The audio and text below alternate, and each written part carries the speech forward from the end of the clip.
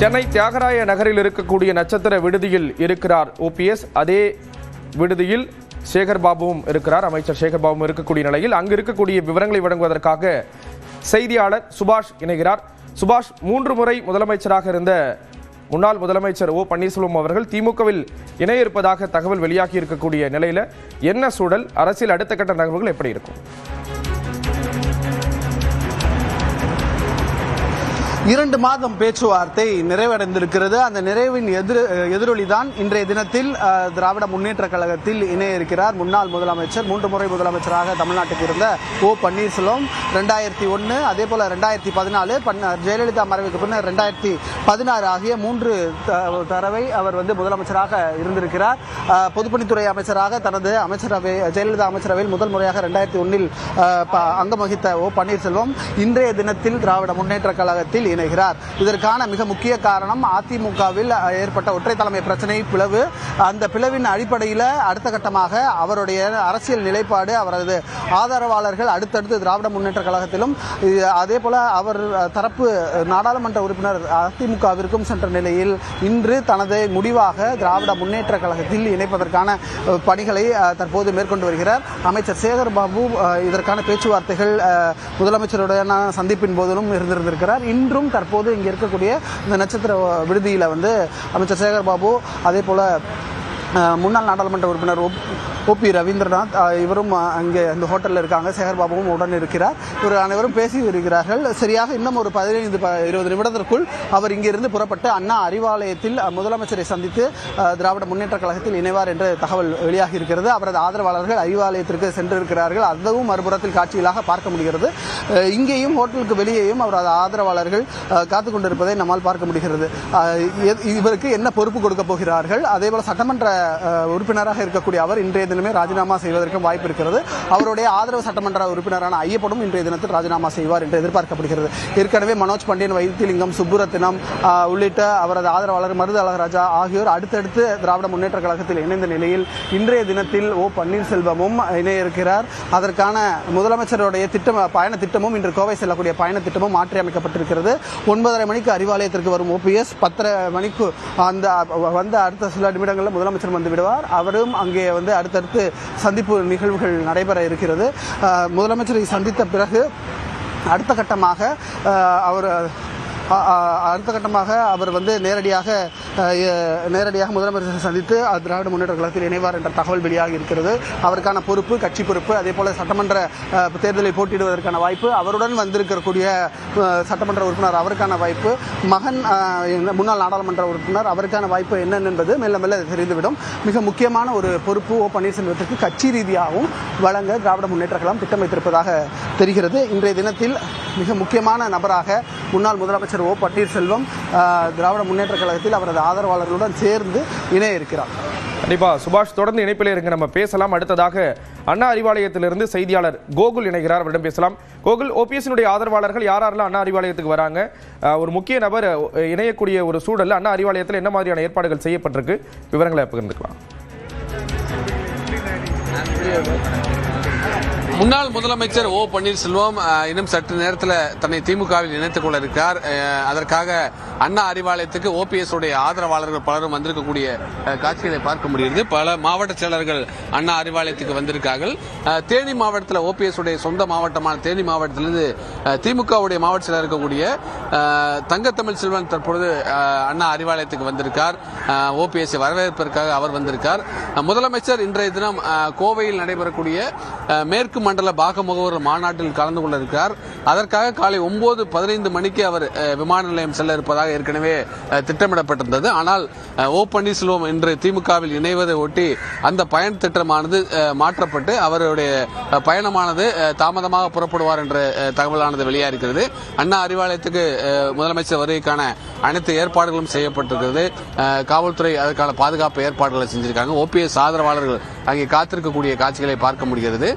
ஏற்கனவே அமைச்சர் சேகர் பாபு ஓ பன்னீர்செல்வத்தை அண்ணா அறிவாலயத்துக்கு அழைத்து செல்வதற்காக அவர் தங்கியிருக்கக்கூடிய விடுதிக்கு சென்றிருக்கார். அண்ணா அறிவாலயத்தில் ஓபிஎஸ் வரவேற்பதற்கான ஏற்பாடுகளும் அதற்காக நிர்வாகிகளும் அண்ணா அறிவாலயத்துக்கு காலை முதலே வந்திருக்காங்க. அடுத்த கட்டமாக அரசியல் ஒரு முக்கியமான நிகழ்வாக இந்த நிகழ்வு பார்க்கப்படுகிறது. அதிமுகவை இணைக்க வேண்டும் என்ற கோரிக்கையில் இருந்த முன்னாள் முதலமைச்சர் ஓ பன்னீர்செல்வம் இன்று தன்னை திமுகவில் இணைத்துக் கொள்ள இருக்கிறார். தன்னுடைய ஆதரவாளர்களோடு திமுகவில் இணைய இருக்கிறார். சட்டமன்ற உறுப்பினர்கள் அவருக்கு ஆதரவாக இருக்கிறார்கள். அவருடைய ஆதரவோடு வர இருக்கிறார் முன்னாள் சட்டமன்ற உறுப்பினர்கள். அதே போல அவருடைய மகன் உள்ளிட்டவர்களும் திமுகவில் தங்களை இணைத்துக் கொள்ள இருக்கக்கூடிய நிகழ்வு வரும் சில மாதங்கள்ல, அதாவது சில நாட்கள்ல சட்டமன்ற தேர்தல் தமிழ்நாட்டில் நடைபெறக்கூடிய நிலையில ஓபிஎஸ் உடைய இணைவு என்பது திமுகவிற்கு மேலும் வலு சேர்க்கும் என்பதுதான் அரசியல் விமர்சகருடைய கருத்தாகவும் இருக்கிறது. அந்த அடிப்படையில் தான் திமுக இது போன்ற ஒரு வியூகத்தை வகுத்திருப்பதாகவும் தென் மாவட்டங்களில் குறிப்பாக தேனி, மதுரை உள்ளிட்ட மாவட்டங்களில் கணிசமான ஆதரவாளர்களை வைத்திருக்கக்கூடிய ஓ பன்னீர்செல்வம் தன்னை திமுகவில் இணைத்துக் கொள்ளக்கூடிய நிகழ்வு அடுத்த கட்டமாக அரசியல் தேர்தல் களத்தை மேலும் ஒரு விறுவிறுப்பு செய்யக்கூடிய ஒரு நிகழ்வாக பார்க்கப்படுகிறது. கண்டிப்பா கோகுல், நம்ம தொடர்ந்து பேசலாம். அதற்கு முன்பாக செய்தியாளர் சுபாஷிடம் பேசலாம். சுபாஷ், ஓபிஎஸ் கிளம்பி விட்டாரா? அடுத்தடுத்து என்ன நகர்வுகள் நடக்க இருக்கிறது? குறிப்பா மாற்றுக் கட்சியில் சேரக்கூடிய ஒரு சூழல்ல அவர் தன்னுடைய எம்எல்ஏ பதவியை ராஜினாமா செய்வார் அப்படின்னு சொல்லப்படுது. விவரங்களை பகிர்ந்துக்கலாம். அதாவது அவர் போட்டியிட்டது இரட்டை இலை சின்னத்தில். தற்போது திமுகவோட இணையக்கூடியதால் அவர் நிச்சயமாக அந்த சட்டமன்ற உறுப்பினர் பதவியை ராஜினாமா செய்வதற்கு சாத்தியக்கூறுகள் இருக்கு. இருந்த போதிலும் இன்றைய தினத்தில் சபாநாயகர் அங்கே இல்லை, பேரவையில் செக்ரட்டரியேட்டுக்கு வரல. இன்னும் அவர் வந்த பிறகாக அவரது ராஜினாமாவானது இருக்கும். அதுவும் அவரும், அதாவது ஓ பன்னீர்செல்வமும் ஐயப்பனும் இணைந்து அந்த ராஜினாமாவை ஒன்றாக செய்வார்கள் என்று எதிர்பார்க்கப்படுகிறது. சற்று நேரத்தில் முன்னாள் முதலமைச்சர் ஓ பன்னீர்செல்வம் அவர்கள் இங்கிருந்து புறப்பட இருக்கிறத நம்ம பார்க்க இருக்கிறோம். அவருடன் சேர்ந்து அமைச்சர் சேகர் பாபு ஆகியோரும் புறப்பட இருக்கிறார்கள். தற்போது அந்த காட்சிகளை பார்க்கலாம். இன்னும் சற்று நேரத்தில் புறப்படுவதற்கான ஆயத்த பணிகள் மிக தீவிரமாக நடைபெற்று வருகிறது. அவர்கள் ஆதரவாளர்கள் அனைவரையும் அண்ணா அறிவாலயத்திற்கு புறப்பட சொல்லியிருக்கிறார்கள். அவர்களும் தற்போது ஹோட்டலில் இருந்து வெளியே வரக்கூடிய காட்சியை பார்க்க முடிகிறது. சென்னையில் இருக்கக்கூடிய தனியார் ஹோட்டலில், டி நகரில் இருக்கக்கூடிய தனியார் ஹோட்டலில் முன்னாள் முதலமைச்சர் ஓ பன்னீர்செல்வம், அவர் மகன் ஓ பி ரவீந்திரநாத், ஐயப்பன், முன்னாள் நாடாளுமன்ற உறுப்பினர் கோபாலகிருஷ்ணன், அதே போல ஓபி ரவீந்திரநாத் ஆகியோர் எல்லாருமே இங்கே உட்கார்ந்து அமர்ந்து பேசி வருகிறார்கள். இன்னும் சற்று நேரத்தில் முன்னாள் முதலமைச்சர் ஓ பன்னீர்செல்வம் இங்கிருந்து புறப்பட்டு நேரடியாக அண்ணா அறிவாலயத்திற்கு சென்று முதலமைச்சர் முன்னிலையில் திராவிட முன்னேற்ற கழகத்தில் இணைய இருக்கிறார். கண்டிப்பா சுபாஷ், அதே போல அதிமுகவில் பல்வேறு முக்கிய பொறுப்புகள் இருந்தவர், கிட்டத்தட்ட 3 முறை முதலமைச்சர் பொறுப்பையும் வகித்த ஒரு நபர் தற்பொழுது திமுகவில் இணைய இருக்கக்கூடிய ஒரு சூழல்ல, தொடர்ந்து எடப்பாடி பழனிசாமியும் அதிமுகவில் இவரை ஏற்றுக்கொள்ளாமல் இருந்த ஒரு சூழல்ல தொடர்ந்து பல முயற்சிகளை ஓபிஎஸ் மேற்கொண்டுட்டு இருந்தாரு. இதுவரை நடந்த விஷயங்களையும் நீங்க பகிர்ந்துக்கலாம். அதாவது 1972 கட்சி துவக்கப்பட்டதிலிருந்து அதுக்கு முன்னாடி திராவிட முன்னேற்ற கழகத்தில் இருந்தார் ஓ பன்னீர்செல்வம்.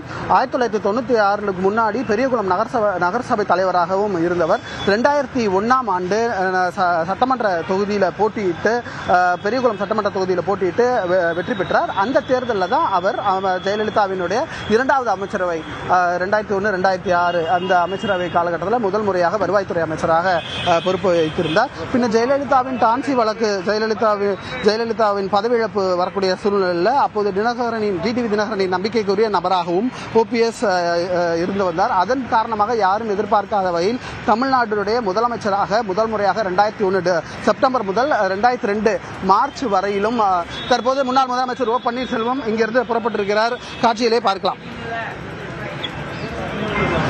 சேகர் பாபு உடன் இருக்கிறார். காட்சியை நேரடியாக பார்த்து வருகிறோம். முன்னாள் முதலமைச்சர் ஓ பன்னீர்செல்வம், அதே போல அமைச்சர் சேகர் பாபு ஆகியோர் ஒன்றாக வெளியே வருவதை காட்சிகளாக பார்க்க முடிகிறது.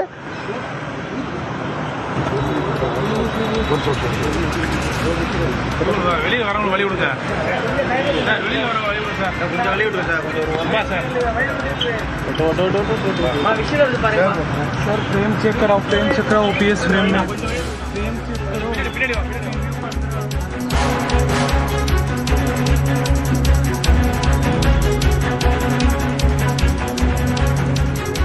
முன்னாள் முதலமைச்சர்